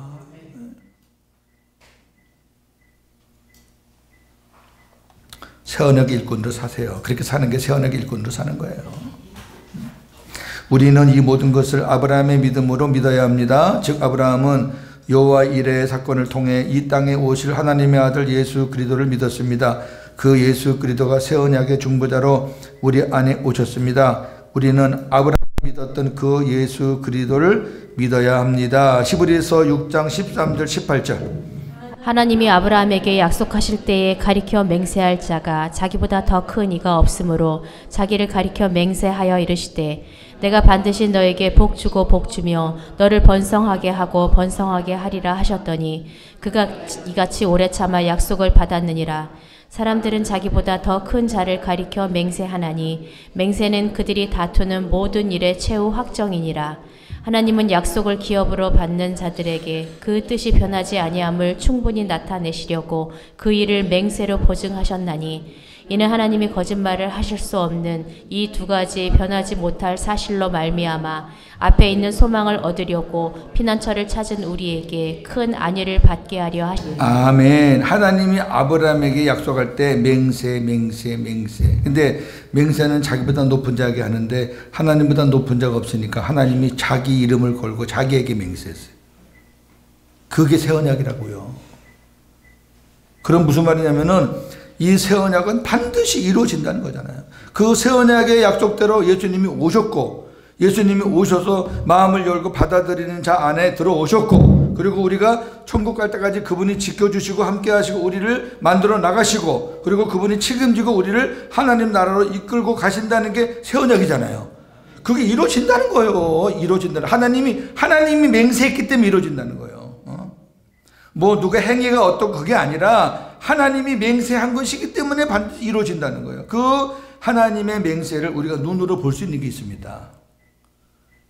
네 번째, 우리들에게 맹세하신 여호와 하나님의 새 언약은 낮에 해가 있고 밤에 달과 별이 있고 바다의 파도가 치는 한 취소되거나 없어지지 않고 전지전능하신 하나님의 일하심으로 우리에게 반드시 이루어집니다. 예레미야 31장 35, 36절은 참 중요한 말씀이에요. 시작.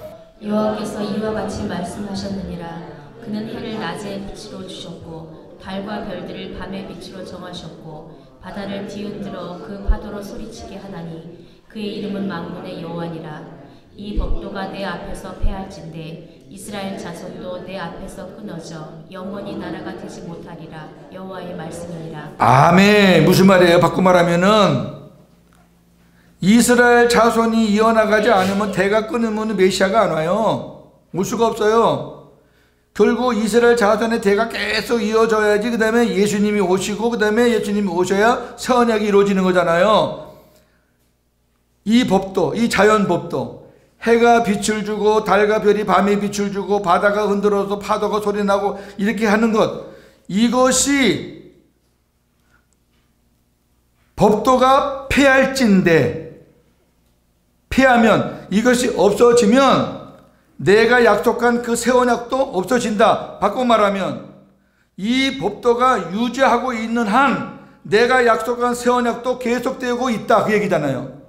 그러면 저나 여러분이 태양을 한번 쳐다보고 달을 한번 쳐다보고 별을 한번 쳐다보고 바다에 가서 파도를 한번 쳐다보면서 파도 타기를 하자. 어이구 시원하겠다. 어이구 달빛이 좋으네, 밝으네, 별이 어떠네. 우리 그렇게만 감상에만 젖지 말고 그걸 보면서 지금도 하나님의 새 언약은 이루어지고 있다. 달라야지요. 우리가 멋있잖아요.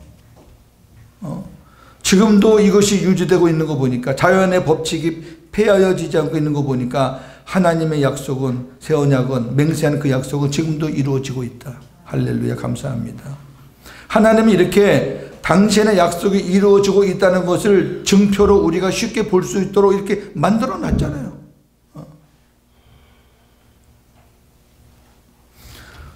자, 고린도후서 3장 보고 마무리하고 마치겠습니다. 자, 3절 볼게요. 너희는 우리로 말미암아 나타난 그리스도의 편지니 이는 먹으러 쓴 것이 아니요 오직 살아계신 하나님의 영으로 쓴 것이며 또 돌판에 쓴 것이 아니요 오직 육의 마음판에 쓴 것이라. 자, 첫 번째 언약은 돌판에 썼지만 이제 새 언약 우리 마음판에 쓴 거예요. 네. 자, 4절 우리가 그리스도로 말미암아 하나님을 향하여 이 같은 확신이 있으니 우리가 무슨 일이든지 우리에게서 난 것 같이 스스로 만족할 것이 아니니 우리의 만족은 오직 하나님으로부터 나느니라. 우리가 무엇을 하든지 만족이 없어요. 만족할 것 같은데 안 돼. 근데 우리의 만족은 하나님이 주신다. 그러면서 6절에 그것 또한 우리를 새 언약의 일꾼들에게 만족하게 하셨으니 율법 조문으로 하지 아니하고 오직 영으로 함이니 율법 조문은 죽이는 것이요 영은 살리는 것이니라. 그래요. 새 언약의 일꾼이 될 때 그게 하나님도 만족, 나도 만족. 그 다음부터 쭉 보세요. 이제 자, 돌에 써서 새긴 죽게 하는 율법 조문의 직분도 영광이 있어 이스라엘 자손들은 모세의 얼굴에 없어질 영광 때문에도 그 얼굴을 주목하지 못하였거든. 하물며 영의 직분은 더욱 영광이 있지 아니하겠느냐. 여러분, 율법에도 영광이 있었잖아요. 모세 얼굴에 잠깐 비쳤던 영광, 그 정도의 영광. 사람들이 잠깐 해주는 영광. 율법도 잘 하면은 칭찬받고 영광이 있어요. 그런데 그 율법, 사람을 죽게 하는 율법도 잠깐의 영광이 있었다면 사람을 살리는 영의 직분, 복음의 그 직분은, 새 언약의 일꾼의 직분은 얼마나 더 영광이 있겠느냐. 그 다음에 정죄의 직분, 율법이잖아요. 정죄의 직분도 영광이 있은즉 의의 직분은 영광이 더욱 넘치리라. 영광되었던 것이 더 큰 영광으로 말미암아 이에 영광될 것이 없으나 앞에 있는 율법의 영광은 반짝하다가 더 큰 영광, 복음의 영광이 나타나면 앞에 거는 영광도 아니에요. 그러나 없어질 것도 영광으로 말미암았은즉 없어질 율법도 하나님의 영광으로 시작됐지만 길이 있을 것은 더욱 영광, 그거는 잠깐이지만 복음의 영광은 영원하다. 그러니까 보세요. 저나 여러분이 생명되기 전에 율법으로 목회하고 살았던 것도 영광이 있어요. 때때로. 없는 거 아니에요. 우리는 그 영광에 도취한 거죠. 근데 그 영광은 어쩌다가 와요. 어쩌다가. 어쩌다 한 번씩. 근데 이 말하는 건 뭐냐면은 복음의 영광은 어쩌다가 오는 게 아니에요. 그 영광과 함께 사는 거예요. 지금 우리가 하나님의 영광이지 예수님과 함께 사니까 우리는 매일매일 그 영광을 보는 거지. 율법에 그 잠깐 있다가 없어지는 그 영광 보고 사는 게 아니라 영원한 영광 되시는 예수님과 함께 새 언약의 일꾼으로 사는 것이 이것보다 더 행복하고 만족한 것이 없다. 왜? 율법은 사람을 죽이는 직분이지만 우리 복음은 사람을 살리는 직분이니까 얼마나 행복합니까? 이렇게 멋진 새 언약의 일꾼의 사역을 잘 감당하시는 저 여러분 되기를 주님의 이름으로 축원합니다. 마지막 부분 녹색 읽고 마십시다. 시작. 주님이 사랑하시는 분들과 함께 복음을 나누게 하심에 감사와 영광을 올려드립니다. 우리 모두 복음의 불씨가 되어 복음의 계절을 선도하는 새 언약의 일꾼들이 됩시다. 할렐루야. 아멘. 하나님 감사합니다.